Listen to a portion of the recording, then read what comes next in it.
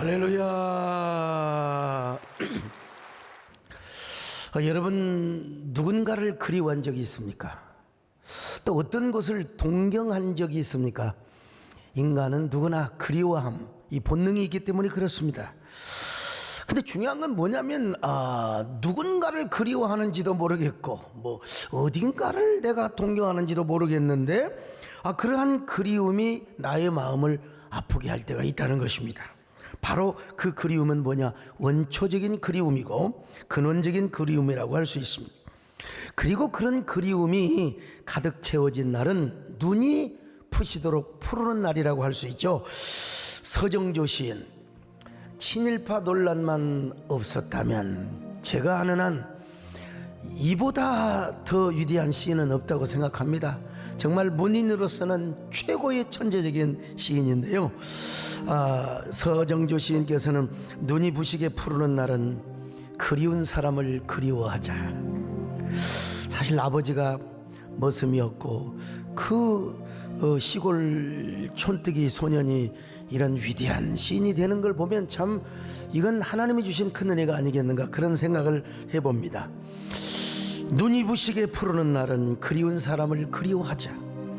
저기 저 가을 끝자리 초록이 지치어 단풍 드는데 중략하고요, 눈이 부시게 푸르는 날은 그리운 사람을 그리워하자. 참이 얼마나 아름다운 시인지 알 수가 없습니다. 여러분, 눈이 부시게 푸르른 날은 그리운 사람을 그리워하자. 저기 저 가을 끝자리 초록이 지쳐 단풍 부는데. 얼마나 여러분 유명하시면 이렇게 아름다운 곡이 또 나왔겠습니까? 사람에게는 누구나 그리움이 있는데 먼저 사람은 생리적으로 고향에 대한 그리움이 있습니다. 서울에서 태어나신 분들 고향에 대한 그림이 없다고요? 해외 나가보세요. 해외 나가서 저는 3일을 못 버팁니다. 그냥 집회 끝나면 바로 와버려. 그냥 특별한 일정 없으면 바로 와버려. 왜요? 그냥 여기서는 모르는데요, 미국을 가면요 찜질방이라는 간판이 눈에 쏙쏙 들어옵니다. 노래방, 또 무슨 김치찌개 이런 냄새만 맡아도 그냥 왜 이렇게 이게 서울 냄새고 대한민국 냄새입니다. 여러분, 외국 나가 살다 보면요 향수병이 걸립니다. 그 윤동주 시인 같은 경우는 평생 인생을 떠돌아다니면서 얼마나 고향에 대한 그리움으로 사무쳤는지 몰라요. 명동에서 경성으로, 경성에서 또 도쿄로, 또 도쿄에서 다시 교토로, 동지사 대학이죠. 그러다가 이제 마지막 여생을 후쿠오카 감옥에서 이제 마치게 되죠. 그런데 그 예시를 보면 유난히 고향을 그리워하는 특정한 단어들이 많이 등장합니다. 그 중에 하나가 뭐예요? 별입니다. 그리고 또 하나가 있다면 어머니지요. 그는 고향에 대한 그리움을 별로 이미지화했습니다. 그래서 별 해는 밤이라는 시를 보면요, 별 하나의 추억과 별 하나의 사랑과 별 하나의 쓸쓸함과 별 하나의 동경과 별 하나의 시와 별 하나의 어머님, 나는 별 하나의 아름다운 말 한마디씩 불러봅니다. 그 별은 바로 자신의 고향을 이미지화한 것이. 자, 윤동주의 고향을 그리워하는 시. 그런데 윤동주 시인이 자신의 육신의 고향인 명동 땅만 그리워했겠습니까? 크리스찬이 자신의 영혼이 서려있는 근원에 대한 그리움, 그가 평소에 섬겨왔던 하나님에 대한 그리움, 언젠가 돌아가게 될 천국에 대한 그리움을 포함하고 있지 않았겠습니까? 특별히 윤동주는 후쿠오카 감옥에서 어린 시절의 추억이 담겨있는 고향이 얼마나 그리웠을까. 명동촌의 사냐에 겨울이 오면 친구들과 함께 토끼도 잡고 멧돼지가 달려오면 겁도 없이 소리 지르며 뛰어갔던 그 어린 시절을 고스란히 기록해 놓고 있거든요. 그러나 지금은 이제 후쿠오카 감옥에서 조롱에 갇힌 한 마리 새가 되어서 창살 사이로 몰아치는 하얀 눈보라를 젖은 눈으로 바라보고 있어요. 저는 이런 윤동주의 심경을 이렇게 표현을 해보았습니다. 명동촌의 겨울이라는 시인데 앞은 제가 생략을 하고요. 그러나 지금 나는 조롱에 갇힌 새가 되어 후쿠오카 감옥 창살 사이로 몰아치는 하얀 눈보라를 젖은 눈으로 보고 있어요. 비록 내가 불새가 되어 현해탄을 날아 명동까지 간다 해도 토끼를 잡으러 뛰어갔던 나의 하얀 발자국은 남아있을까요? 내가 지우지 않아도 바람과 이슬과 안개가 아닐지라도 누군가가 지웠겠죠. 그러나 하얀 설원에 찍었던 나의 발자국과 채취는 내 안에 고스란히 남아있어.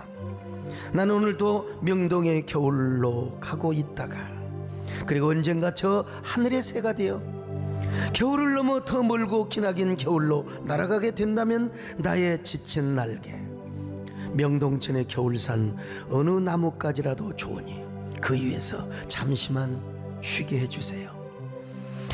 여러분 얼마나 가슴 사무치고 아련한 애상이요 그리고 그리움이 가득한 상은입니까?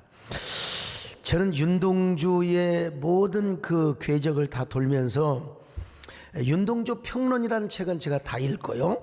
그리고 윤동주가 하지 못했던 말, 하고 싶었던 말, 그러나 차마 기록하지 못했던 걸 제가 윤동주의 시 속에 들어가고 그 예술원 속에 들어가서 그가 말하고자 했던 시를 제가 다시 썼습니다. 그 시집이 바로 다시 별 해는 밤이라고 하는 이 시집을 써서 제가 윤동주 문학상, 윤동주 탄생 100주년을 맞아서 의미 있는 상을 받았는데요. 자, 그런데 그 고향을 향한 그리움의 한 중심에는 누가 있느냐? 어머니가 있다는 거예요. 어머니. 그래서 윤동주 시인은 후쿠오카 감옥에서 어머니의 이름을 수백 수천 수만 번을 불렀을 겁니다. 별 하나의 어머니, 어머니, 어머님. 지금도 속초에 가면 여러분 아바이 마을이라고 여러분 들어보셨습니까? 북에서 내려온 실향민들이 통일이 되면 다시 돌아갈 거라고 생각해서 잠시 거기서 머물렀습니다. 근데 시간이 가도 통일이 오지 않는 것입니다. 그래서 아예 거기서 머물러 살아. 그렇지만 아무리 기다려도 이제는 평생 고향으로 돌아가지 못할 것 같습니다. 그러니까 고향은 언제 볼 수 있냐? 꿈속에서 어리는 거예요. 그래서 그 어르신들이 고향을 사무치게 그리워하며 불렀던 노래가 무슨 노래인 줄 아세요? 대중가요이긴 하지만 꿈에 본 내 고향이라고 하는 노래입니다. 꿈에 본 내 고향. 고향이 그리워도 못 가는 신세. 이거 여러분 아시죠? 이거 일부러 불렀더니 미국에 있는 우리 집사람이 전화해서 목사님 하모니카 한번 불러보시죠 그러더라고.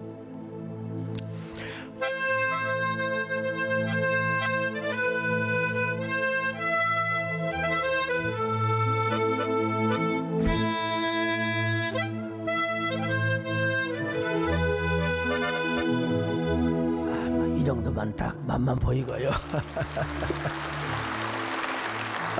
참. 근데 여러분 고향에 대한 그리움뿐만 아니라 우리에게는 사랑에 대한 또 그리움이 있습니다. 그 그리움이 얼마나 무서운 줄 아십니까? 이 사랑이 너무 도가 지나치고 사랑에 대한 그리움이 있으면 상사병이 들어요. 우리 마음속에 상사화가 피어납니다. 우리 남진 장로님께서 상사화라는 노래를 부르셨는데 이거 상사병 나면 약이 없습니다.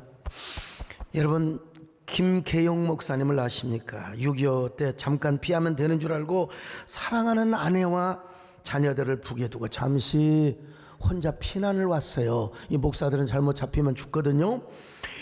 그러나 이제 전쟁이 끝난 듯 하였지만 휴전선이 남과 북을 가로막아 돌아갈 수가 없었습니다.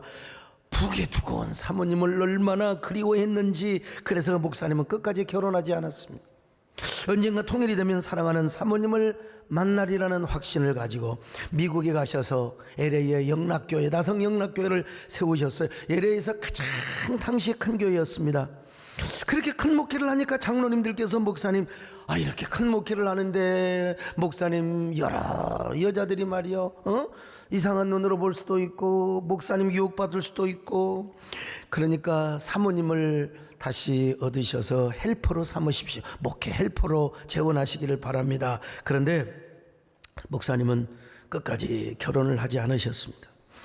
통일이 오는 날을 굳게 믿고, 근데 통일이 오지 않았어요. 근데 이제 북한을 방문할 기회가 생겼습니다. 인도주의적인 차원에서 지원을 하며 단 조건이 하나 있었어요. 나 마누라 한 번만 보고 싶다. 나의 사랑하는 아내를 한 번 보고 싶다. 사모님을 만나게 해달라는 것이었어요. 그렇게 해서 수십 년을 기다려온 그리움과 동경의 마음으로 드디어 고향 땅을 밟아 그 그리운 가족과 사모님을 만났습니다. 가서 보니까 사모님도 여러분 평생 수절을 하시며 목사님 돌아오기만을 기다리고 있었어요. 수십 년 만에 부부는 할아버지가 되어서 할머니가 되어서 만났습니다. 두 분은 그동안의 그리움을 쏟아내며 얼싸안고 울며 못다한 얘기 밤을 지새우며, 그런데 하룻밤 사모님과 하루를 지내고 나서 여러분 꼬부랑 할머니 할아버지가 무슨 얼마나 뭐가 있겠어요. 그런데 사모님과 하루를 지내고 나서 갑작스럽게 목사님은 돌아가시고 마십니다. 여기 대해서 이 여러 가지 의견이 분분하지만 저는 그렇게 봅니다. 고 이중표 목사님께서 말씀하신 대로 목사님이 얼마나 사모님을 그리워하셨으면, 얼마나 연모하고 사모하고 동경하였으면 만나고 나서 심장이 멎어버리셨을까. 여러분, 그리움은요 사람을 아프게 하다 못해 심장을 멎게 해버리고 마는 경우도 있습니다. 오래전에 그 칼기가 괌에서 추락하던, 아이고 참 보기도 참 그런데 229명이 사망했어요. 근데 거기 아주 정치적으로 굉장히 촉망이 되는 국회의원이 계셨어요. 이 광주에서 동구에서 아마 국회의원 하셨을 텐데 신기아 의원님이었습니다. 신기아 의원의 어머니 이묘연 여사는 아들이 죽었다는 소식을 듣고 가슴을 치며 통곡합니다. 다음 날부터 곡기를 끊어버립니다. 얼마나 아들이 보고 싶었으면 아들 하나만 있는 게 아니에요. 형도 있고 동생도 있어요.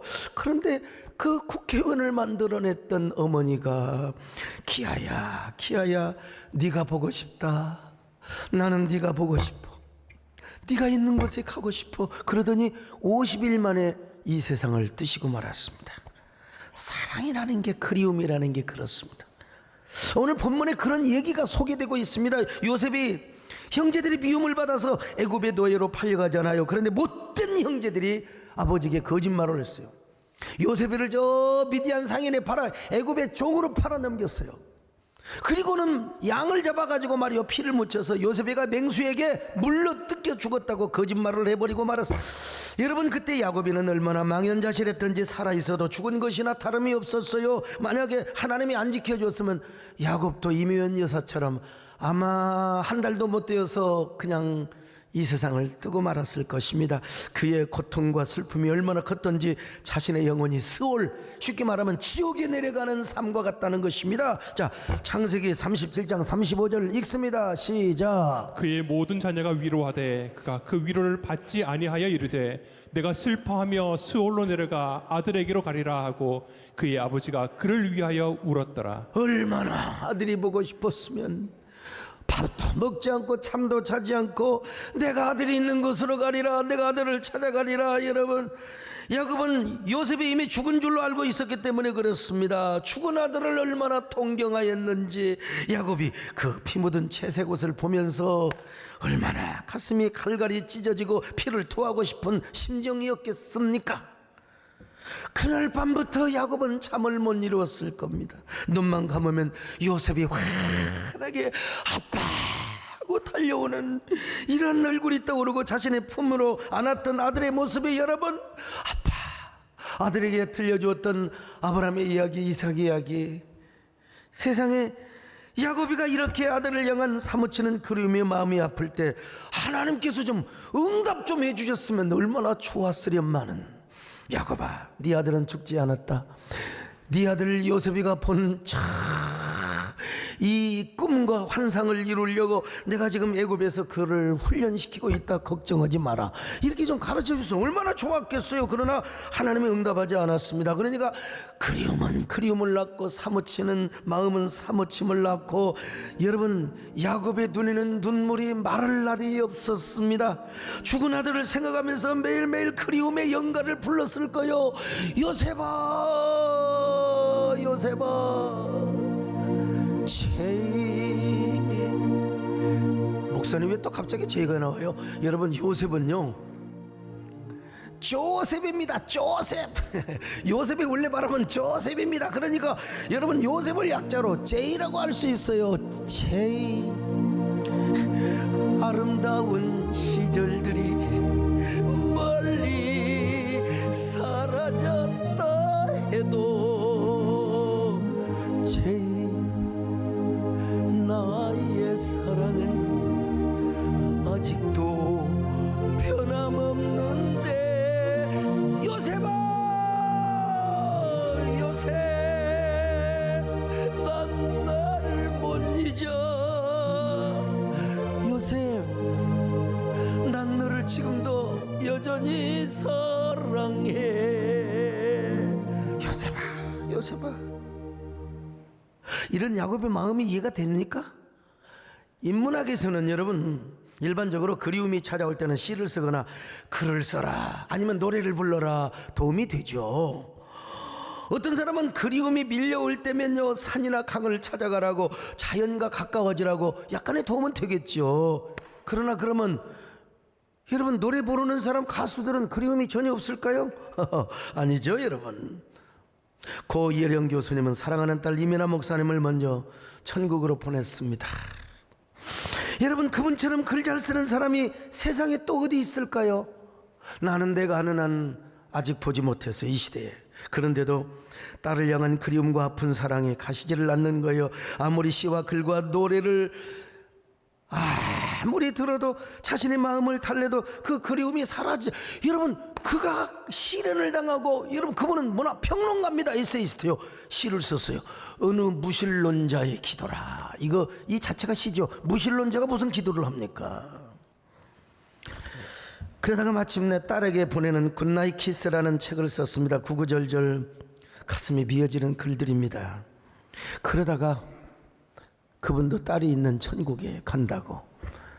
참 여러분 우리가 시를 쓰고 글을 쓰고 노래를 부르고 그렇다고 그리움이 다 사라지는 건 아니에요. 산이나 강을 가고 여러분 자연과 가까워진다고 그리움이 사라지느냐, 그런 거는 절대로 아닙니다. 자, 그렇다면 그리움이 이렇게 사무치고 심장이 아프도록 나의 마음을 아프도록 뭔가 그리움이 나를 오히려 그 그리움이 나를 아프게 할 때가 있다 이 말이죠. 그럼 어떻게 해야 되느냐? 일단 그리움을 찾아서, 그게 여행이 되었든지 그게 무슨 자연이 되었든지 그리운 사람이 되었든지 여러분 떠나서 찾아가면 되는 겁니다. 거기 고향이 되었으면 고향을 한번 가보는 게 좋고요. 만나고 싶은 사람이 있으면 그렇다고 여러분 아무나 여러분 그런 노래가 있잖아요. 뭐 사랑해서 안 될 사람은 뭐 있잖아요. 우리 교회 아주 바이올린을 기가 막히게 마치 가봐도 너무 아름다운 선율을 잘 하고 어떤 분이 상담을 했어요. 저한테 와가지고 아유 목사님 제가 그 참회가 너무 좋습니다. 그래서 야 이놈아 정신 차려라. 거기는 유부녀야 유부녀, 아가씨가 아니여. 근데 이제 만날 수 있는 사람, 만나도 되는 사람은 만나봐야죠. 아시다시피 제 딸과 사이가 잠시 미국에 가 있는데요. 사이가 근무하는 로펌 법률 사무소에서 7년 안식년을 줬어요. 7년째 이제. 그러니까 투자 가치가 있다고 생각하니까 미국에 가서 공부 좀 하고 오라고 했지 않겠습니까? 기회를 준 거죠. 저는 딸에 대해서 굉장히 좀 미안한 마음을 갖고 있습니다. 어린 시절에 딸에게 사랑을 못 줬거든요. 제 딸이 어린 시절에요. 주일 예배가 끝나면 딱 와가지고 아빠 오늘 우리 집에 오실 거예요. 아빠 오늘 우리 집에 오실 거예요. 그러면 제가 오늘 갈게 이렇게 대답을 한 적이 없습니다. 여러분 저요 피투성이가 되도록 노력했습니다. 어제도 어디 누구 점심 약속을 앞두고 화장실에 갔는데 마스크가 촉촉해요. 봤더니 코피가 거기서 구르고 있더라고. 그래가지고 에라이 기왕 쏟은 김에 그냥 흘러라 많이 흘러라. 왜냐면 그것도 일종의 사열의 효과니까. 그리고 나서 이제 화장실을 메꾸고 들어가서 약속을 5분 늦었습니다만은 제가 부족한 그 스펙을 극복하기 위해서 진짜 독서광이었습니다. 제 서재 가면 어지간한 도서관입니다. 어지간한 도서관. 다 옛날에요. 다 제 손때 묻고 뭐 기억도 안 나는 책들도 있는데 다 제가 메모해놨더라고 보니까 다. 주일 저녁 예배 마치고 제가 이제 밤을 새우고 또 성경을 연구하고 설교 준비도 하고요. 저도 사랑하는 딸과 놀아주고 싶지요. 저도 가정이 있는데. 네, 사랑하는 딸과 함께 에버랜드 무슨 뭐 서울 대공원 한 번도 가본 적이 없어요. 딸이 어릴 때 급성 장염에 걸려갖고 뭐 옛날 저 서울 방지급병원에 입원했는데 한 번도 못 가봤어요. 그냥 집사람한테 맡기고 뭐가 그렇게 교회는 코딱지 같은데 뭐가 그렇게 바쁘다고 성도들이 필요하는 대로 제가 움직이다 보니까 저는 면회도 못 갔습니다. 그래도 이제 딸이 은혜로 참 잘 자라줬죠. 그래서 미국에서 좋은 학교 나오고요. 그리고 어릴 때부터 점 찍어 놓은 놈을 아주 경찰대 수석 나온 아주 그냥 천재를 제가, 우리 딸은 천재는 아니지만 천재 사유를 얻어가지고 이제 서울대 로스쿨 우수한 성적으로 나와서 이제 결혼해갖고 손주들을 낳았어요. 여러분 손주들을 낳으니까 그제야 딸이 보이는 겁니다. 손주들이 얼마나 예쁜지 여러분 꼭 들으세요. 손주를 보지도 않고 인생을 논하는 사람은 정말 A가 아닙니다, 여러분.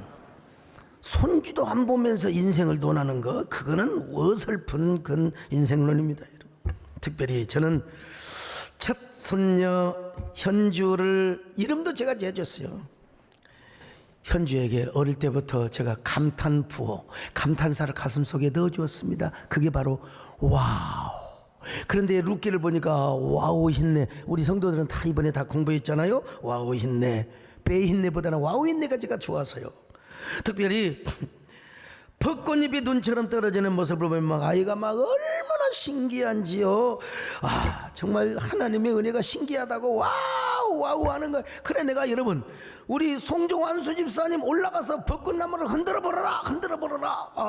그리고 막 그냥 그 영상을 또 이제 우리 강희철 집사가 막 그냥 찍어요. 보세요, 한번 보세요. 저거 여러분 와 이거 애니메이션이 아닙니다, 여러분요. 이게 편집되는 게 아닙니다. 그냥 실제로 하는 거예요, 여러분. 와. 근데 여러분, 제가 이제 교단 총회장을 맡고 한교총 대표회장을 섬기면서 애들하고 놀아줄 시간을 제가 이제 갖지를 못했어요. 그러니까 애들이 이제 눈치를 실실 봐요. 어쩌다가 주일날 교회에서 한 번 보면 야 할아버지다 그러면 아니야. 참 애들은 참 그게 솔직히 우리는 싫어도 아니라고 하는데 아이고 할아버지한테 원래 아니야 그러시. 참 상처받았습니다. 그러다가 이제 미국으로 떠났습니다. 그러니까 여러분 얼마나 참 마음이 좀 허전하기도 하고 아이고 영원히 떠난 것도 아닌데 근데 여러분 LA에서 연락이 왔어요. 광복 77주년을 맞이해서 LA 지역에서 연합 감사 예배를 드리는데 목사님 와서 설교해 줄 수 있겠습니까? 머뭇거리다가 한 일주일도 안 돼서 허락을 해 줬습니다. 주일날 빠지는 것도 아니고 옛말에 뽕도 따고 님도 본다는 말도 있는데 집회 가서 손주도 보고 얼마나 좋겠느냐. 여러분 가서 연합 집회에 설교를 멋들어지게 하고 그리고 목회자 세미나도 했습니다. 뭐 내가 그 정도로 잘했는지는 모르지만 제가 이제 이번 주에 책이 나오거든요. 그걸 미리서 싹 내용을 공개해서 강의를 했더니 세상에 내가 뭐 하지도 않았는데 본인들이 일어나가지고 여러분 막 그냥 기립박수를 쳐주는 겁니다. 기립박수를 쳐주는 거예요. 그리고 뭐 저는 바로 바빠서 또 이석을 했죠. 그런데 감사패를 또 이렇게 보내주셨더라고요. 그런데 중요한 건 제가 이영만리를 찾아갔는데 이 녀석들이 나를 본체만 쳐는 거예요. 아이고 지금 할머니만 좋아하는 거요. 아이 저에게는 관심도 없어. 예배를 마치고 기념사진을 찍는데 손주 녀석이 말이죠, 예배당에 쩌렁쩌렁 소리가 나도록 뭐라고 한 줄 아세요? 할아버지 할머니 우리 집에 데려가도 돼요 그러잖아요. 또 가만히 있더니 할아버지 할머니 우리 집에 데려가도 돼요. 쪽팔려서 알아서 데려가라. 아이 그날 사실은 집사람도 온 줄 아니까 목사님들 사모님들 모여서 소강성 목사 사모도 와 있구나, 그래야 되는데, 그래도 제가 미국 간 김에 한 1시간 반에서 2시간 동안 놀아줬습니다. 수영장에서. 미국은 수영장에 흔히 빠져 있거든요. 놀아줬습니다. 근데 내가 옆에 가면 싫어하는 거예요. 아니 할머니가 옆에 오라고, 할머니가 옆에 오라고. 이놈들이 말이야. 그리고 제가 이제 오려고 하니까 막 따라온대요. 왜 따라오느냐? 내가 좋아서 따라온 게 아니라 아빠 할아버지 보고 싶대. 아빠 할아버지, 지금 남씨 할아버지 보고 싶대. 왜 그러냐고 그랬더니 할아버지가 나하고 놀아주기 때문이래. 자기하고 놀아줬대요. 그리고 할아버지 집에 가면 그 기차가 있다는 거예요. 기차 보고 싶어. 그거 나 따라갈래. 야 이놈아, 나는 간다 이놈아. 근데 이게 그러는 게 얼마나 막 내가 차를 타고 막 잘 있어요 잘 가세요 그랬더니 막 엉엉 우는 거예요. 안 데려간다고. 그 모습이 얼마나 귀여운지. 여러분 무슨 얘기하려고 하느냐? 그리움이 밀려올 때는 그리움을 향하여 누가 반겨주든 안 반겨주든 한번 찾아가는 것도 여러분 좋은 것입니다. 야곱이가 그랬습니다. 여러분, 그가 죽은 아들을 얼마나 그리워하고 있었으면 죽지 못해 수월에 데려가리라 수월 같은 삶을 살았습니다. 그런데 자녀들이 애굽에 가서 곡식을 사오더니 무슨 뜬구름지 없는 소리를 하고 있네요. 아버지 저희들을 용서해 주세요.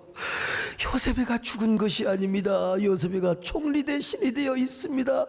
아버지, 옛날에 아버지가 다 뭐 편애를 하시길래 요셉을 미워서 요셉을 죽인 게 아니라 저 애굽의 상인들에게, 미디안 상인들에게 팔아먹었어요.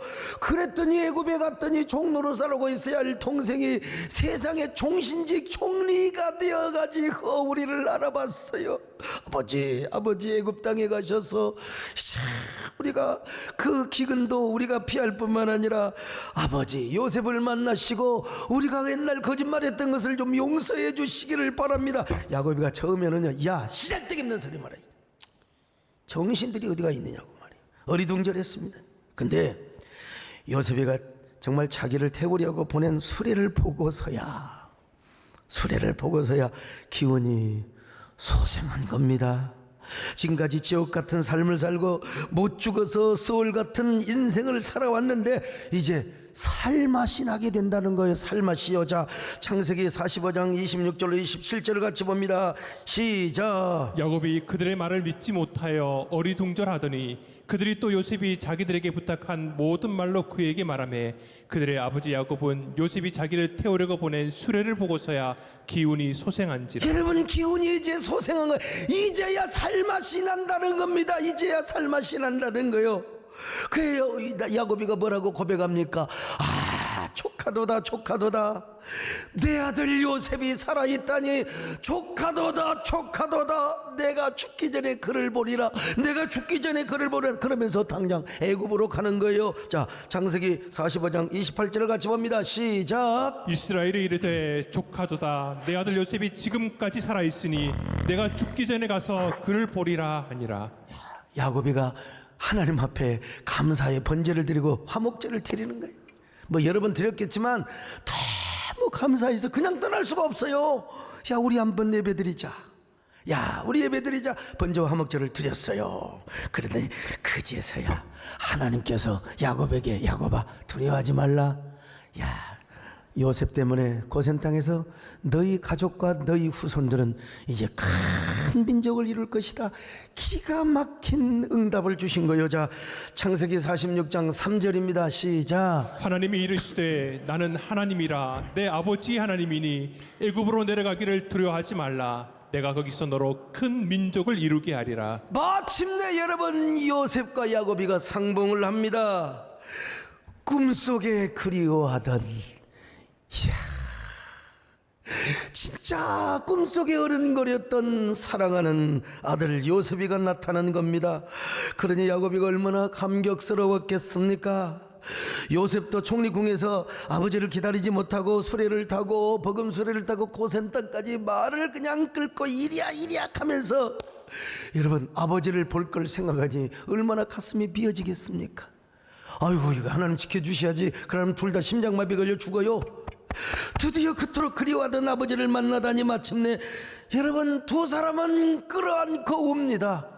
그냥 야곱이가 요셉아 네가 내 아들 요셉이란 말이냐, 내가 너를 얼마나 보고 싶었는데, 내가 너를 얼마나 그리워했는데, 요셉아, 내 사랑하는 아들 요셉아, 내가 너를 보았으니 이제 눈을 감아도 조카도다, 난 죽어도 조카도다. 이거 시잘데기 없는 소리입니다. 여러분, 왜 좋은 사람을 만나서 죽어요 오래 살아야지요. 그런데 야곱이는 그랬습니다. 너무나 좋아가지고 지금 죽어도 여한이 없구나, 평안히 눈을 감을 수가 있겠구나, 요셉아. 여러분, 난 이렇게 연기 같아요. 창세기 46장 29절로 30절입니다. 시작. 요셉이 그의 수레를 갖추고 고센으로 올라가서 그의 아버지 이스라엘을 맞으며 그에게 보이고 그의 목을 어긋맞춰 안고 얼마 동안 울매 이스라엘이 요셉에게 이르되 내가 지금까지 살아있고 내가 내 얼굴을 보았으니 지금 죽어도 조카도다. 지금 죽어도 조카도다. 얼마나, 이거 가장 행복할 때 사람은 기쁘면 일반적으로 웃어요. 근데 이 기쁨이 임계점 이상을 탁 올라가 버리면 사람은 울게 되어 있는 거예요. 그러니까 연애, 우리 김혜령 집사님 TV 여우 어디 계십니까? 여우 하면 늑대상도 있고 여우상도 있어야 되는데, 아무튼 여우 주연상 딱 받으면 막 눈물을 흘리면서 말이에요. 그러잖아요. 올림픽에 가서 금메달 받으면 다 울어요. 실실 웃으면서 괜찮아요, 그런 사람 없어요. 다 울어요. 야곱이가 요셉을 끌어안았을 때 얼마나 행복했겠습니까? 얼마나 하나님 앞에 감사했겠습니까? 요셉이가 이렇게 위대한 총리 대신이 되어 있는데도 불구하고 야곱이는 지금까지 한탄하겠거든요. 하나님, 왜 사랑하는 아들을 데려간단 말입니까? 근데 지나온 날을 생각하니까 하나님께 죄송하기도 하고요. 하나님이 나와도 함께 하셨지만 세상의 요셉과도 동행해 주셨네요. 그러니 야곱은 흐르는 눈물을 주체할 수 없었습니다. 요셉도 마찬가지요. 아마 그래서 야곱과 요셉은 아마 손을 잡고 부둥켜 안고 어쩌면 이런 듀엣의 노래를 불렀을지도 모릅니다. 여러분, 내가 걸어온 길 길고도 짧은 길 내 힘으로 걸어온 줄 알았는데 여기까지 온 것도 주가 동행함이라, 주님 나와 동행하심이라. 때론 험한 길에서 폭풍우를 만나, 때론 가시밭 길에서 고난을 당하나 주님 동행하시니 나는 두려움 없네, 주님 나와 동행하심이라. 할렐루야, 주 동행하시네. 할렐루야, 주 동행하시네. 험한 골짜기라도 나 두려움 없네, 주님 나와 동행하심이라. 주 너를 지키리, 주 너를 지키리. 아무 때나 어디서 주 너를 지키네. 늘 지켜주시. 자, 그런데 여러분, 진짜 야곱이가 세월이 흘러서 나이가 들어서 이제 이 세상을 떠나야 했습니다. 사람은 누구나 죽습니다. 조영기 목사님 이제 돌아가신 일주기가 곧 이제 9월달이 되면 아이 나는 제가 그렇게 사랑했던 문정남 장로님 일주기를 나도 이 8월 말로 알았더니 세상에 지나가 버리더라고. 그래서 이제 한번 장로님들하고 내려가려고 하는데 사람은 누구나 죽습니다. 한 번은 죽어. 저도 여러분 죽습니다. 저 죽는다고 여러분 절대로 실망해서는 안 됩니다. 뭐 누구 말만 따라 언제 하나님 불러가실지 몰라요. 근데 죽기 전에 야곱이가 요셉에게 유언을 합니다. 요셉아, 나 죽으면 이 땅에 묻힐 수 없다. 나의 조부 아브라함과 아버지 이삭이 묻혀있는 헤브론 땅에다가 나를 좀 묻어줘. 그것은 우리 가문의 선산이기도 하고 민족의 선영이 있는 곳이기도 하다. 그러므로 내가 죽으면 나를 미라로 만들어서 헤브론까지 가서 아브라함과 이삭이 묻혀있는 선산에 나를 좀 묻혀줘라. 창세기 49장 29절입니다. 시작. 그가 그들에게 명하여 이르되 내가 내 조상들에게로 돌아가리니 나를 햇사람 에브론의 밭에 있는 굴에 우리 손자와 함께 장사하라. 왜 그렇게 헤브론 땅, 소위 말하면 선산을 사모했을까? 그건 언약의 땅이기 때문에 그렇습니다. 그러니까 이 언약의 땅이 아닌 애굽에 잠시 거류하는 그 땅에 묻힐 수가 없는 것입니다. 언약의 땅은 젖과 꿀이 흐르는 땅이요, 아니 하나님이 계시는 땅이요.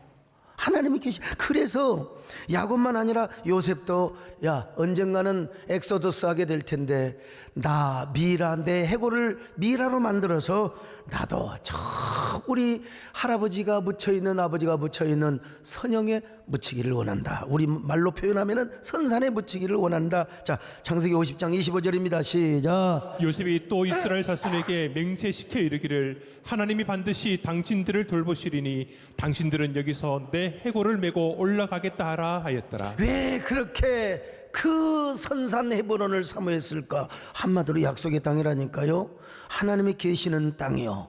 이거 조금 더 깊이 들어가면은 뭐냐, 하나님 나라에 대한 하나의 모형이고 예표로도 이야기할 수 있습니다. 그러니까 야곱에게 또 하나의 그리움의 대상은 뭐냐, 아들을 넘어서 요셉은 아버지를 넘어서 이제는 누굽니까? 그리움의 대상은 하나님이요, 하나님에 계신 하나님의 나라요, 천국이란 말입니다. 그 영원한 천국에서 길이 살기를 원하는 그 신앙 고백이 거기에 담겨 있었던 것입니다. 여러분, 오늘 우리도 여러분 천국에서 영원히 살 줄로 믿으시면 아멘 하시기 바랍니다. 길에 살겠네, 나 길이 살겠네, 주 생명 시냇가에 살겠네, 길에 살겠네, 나 길이 살겠네, 생명 시냇가에 살겠네.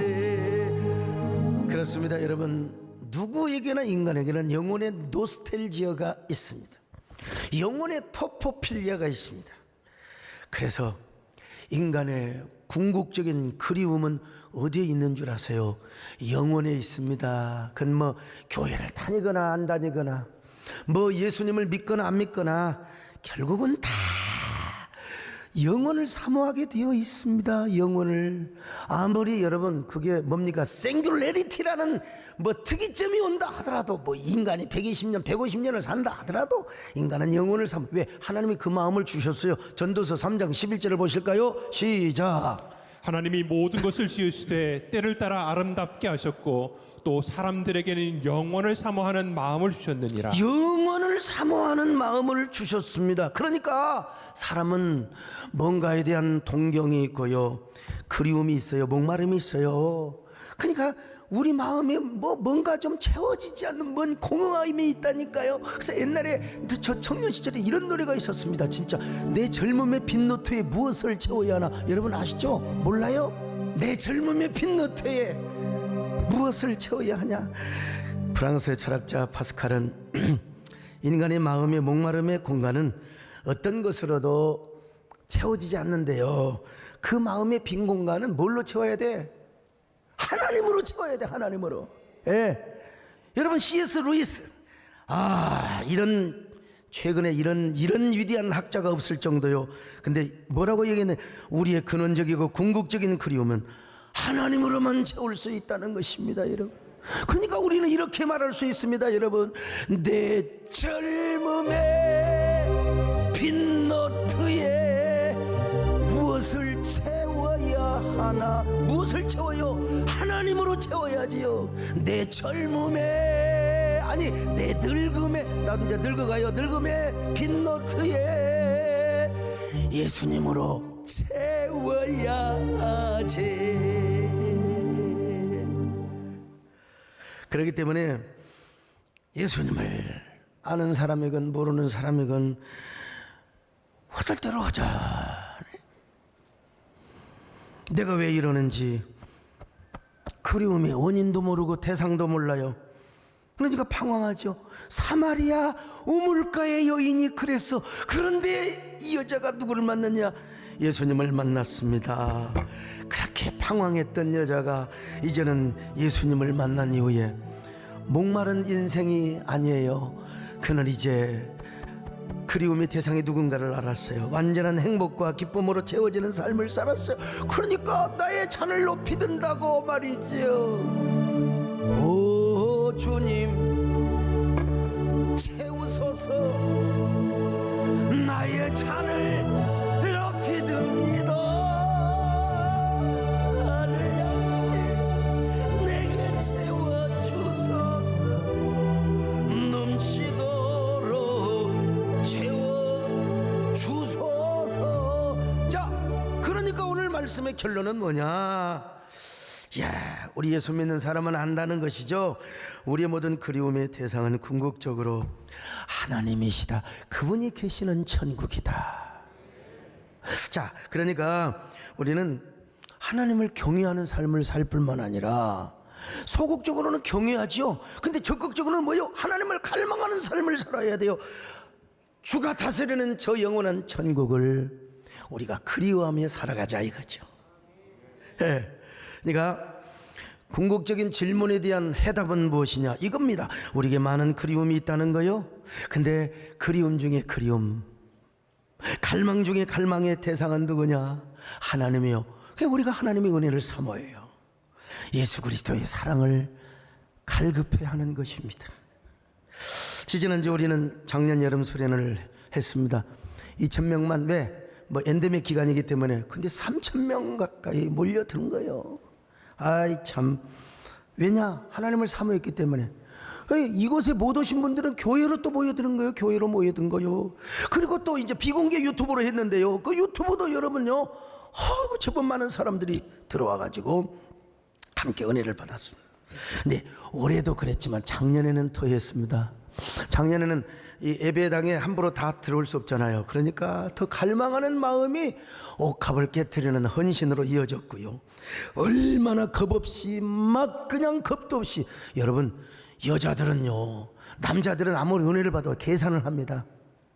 남자들은 계산을 해요. 배장로님 그렇잖아요. 계산하잖아요. 딱 수판 뜯기고 상고 나오셔가지고. 근데 여자들은요, 네, 은혜만 받으면 계산이 없어요. 왜냐면 이게 감동받으면 제비도 따라가는 여자들도 있는데, 제비도 따라가는데 여러분 성령님을 왜 안 따라가겠어요? 그냥 팍팍 헌신하고 있어요. 얼마나 헌신을 했는지 몰라.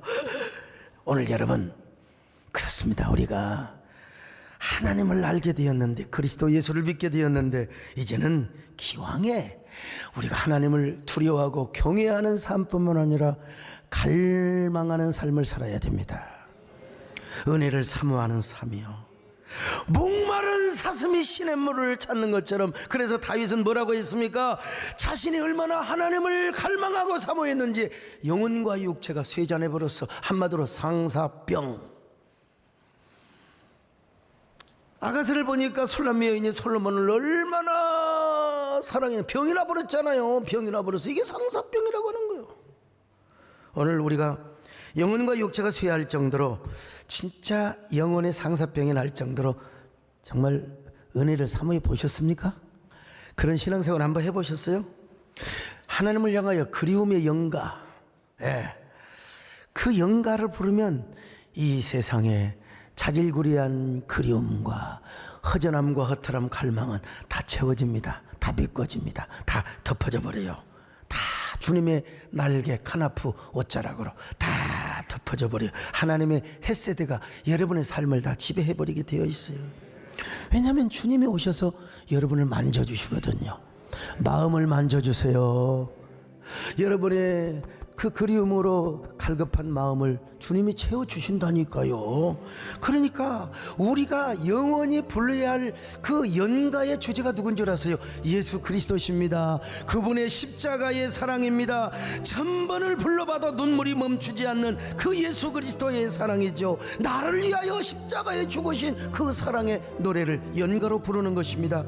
그러면 우리의 눈시울이 젖고 가슴이 뜨거워지게 되어 있습니다. 왜냐하면 주님이 우리의 마음을 이미 만져주시고 우리의 눈가에 눈물이 촉촉하게 적시도록 여러분 젖은 가슴을 만져주시기 때문에 그렇습니다. 사모하는 가슴 속에 당신의 은혜로 가득 채워주십니다. 여러분 이런 은혜가 있기를 바랍니다. 이렇게 사모하시기를 바랍니다. 천번을 불러봐도 내 눈에는 눈물이 멈추지 않는 것은 십자가의 그 사랑이라는 고백이 오늘 우리 모두의 공통의 고백이 되시기를 축원합니다.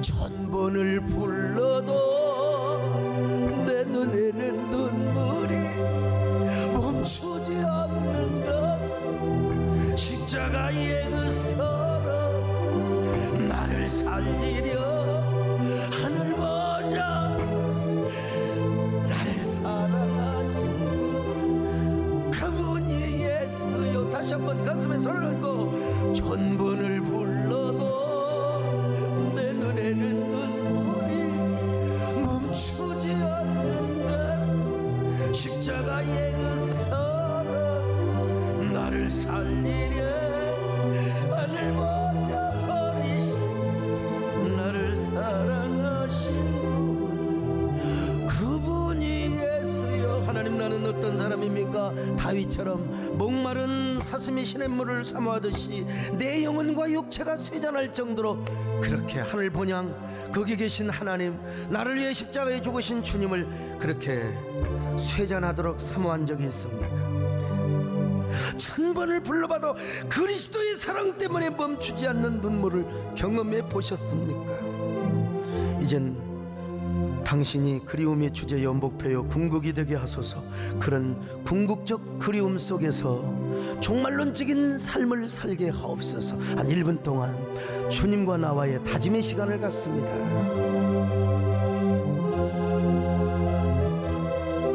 주여,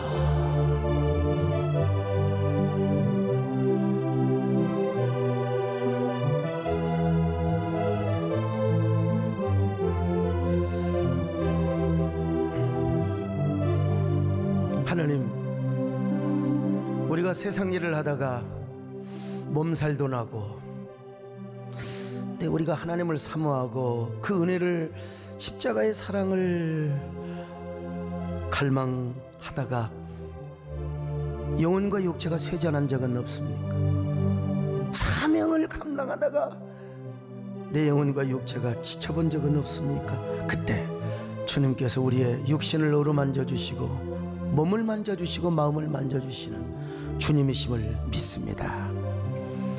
천번을 불러도 우리 눈에 눈물이 멈추지 않는 그런 귀한 삶이 되게 하여 주시옵소서. 예수님의 이름으로 기도 올리옵나이다. 아멘.